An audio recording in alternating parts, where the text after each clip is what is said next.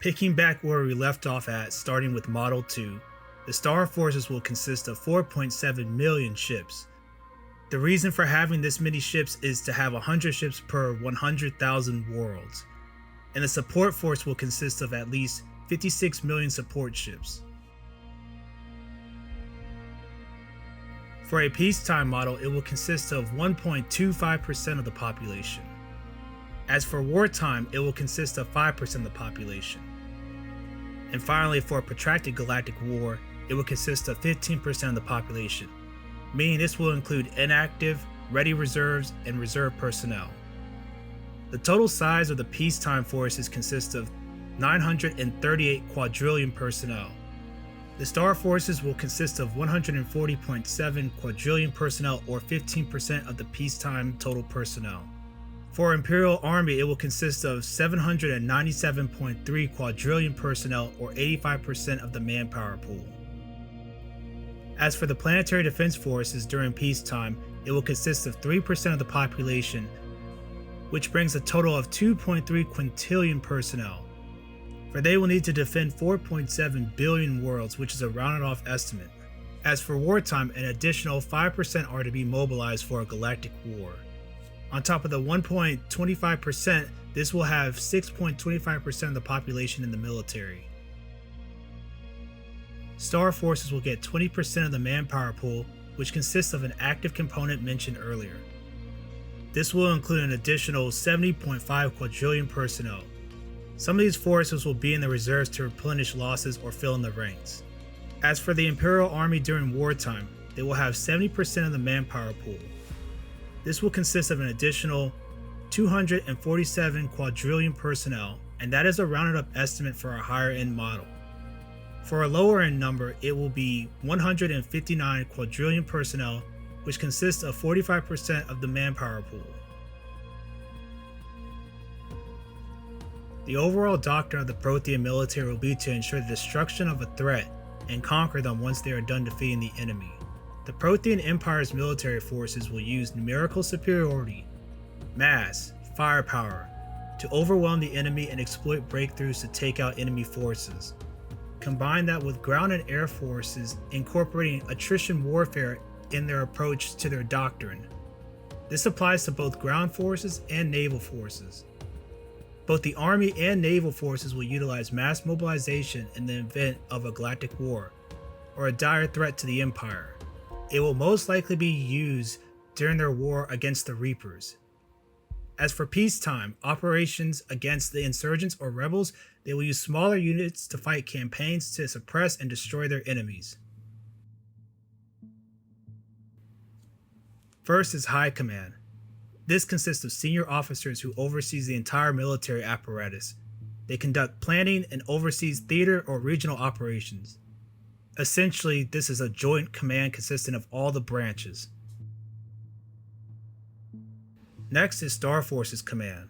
There are a few commands under this branch. First is Fleet Command, responsible for all the warships, and this includes corvettes. Next is Star Air Forces Command, responsible of all the aircraft in the Star Forces. Third is Star Lift Command, which consists of support ships of the fleet, mostly of supply, transport, and repair ships. As a sub-branch, this includes the Logistics Division, which oversees supplies. Fourth is Prothean Naval Infantry Command, a branch consisting of naval infantry, as this will be a sub-branch of the Star Forces.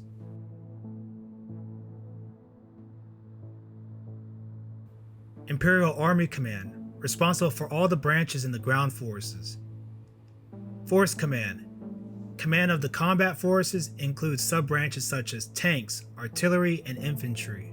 Imperial Army Logistics Command, in charge of overseeing the logistics of military operations for the ground forces, ensuring troops are supplied, and overseeing the maintenance of equipment. Reserve Force Command, to train and maintain readiness to reinforce the Imperial Army in the event of a major war. Strategic Command. This is an independent branch which consists of weapons of mass destruction and ranges from tactical nukes to supernova bombs that can destroy star systems. And finally, Planetary Defense Forces Command. This is a sub-branch under the umbrella of the Imperial Army. They are responsible for the defense of various worlds in the Prothean Empire. They also have command of orbital stations, platforms, which are used to protect planets. These orbital platforms are used to protect planets as a first line of defense.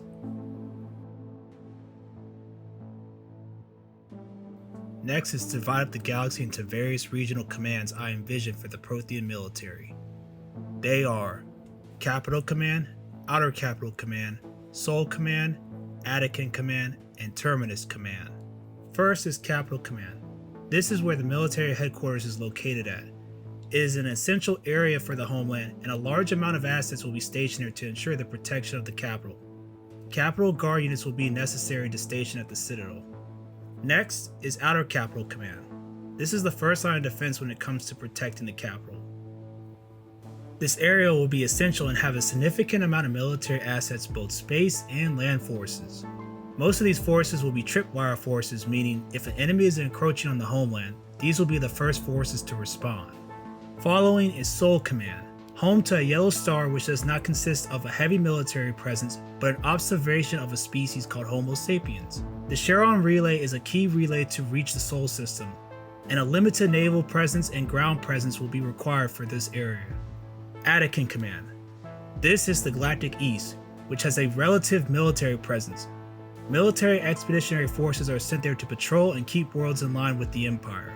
And finally, Terminus Command, the Galactic North, which will consist of several key military assets ranging from planetary defense forces to Imperial Army and Star Forces. In order to project power or station military assets, the Empire will require key infrastructure assets. Orbital stations for naval ships will be essential for supplying and replenishing ships with materials. They can be crucial in repairing warships as well. There will be one station for every 10,000 worlds, which totals out to 5,000 orbital stations. As for fortress worlds, these are worlds that will have a heavy military presence and will likely send some of their population to fill out the legions and star forces. These worlds consist of crucial areas of the Empire. They could be worlds that are essential to protecting key mass relays, since mass relays were essential to traveling across the stars faster.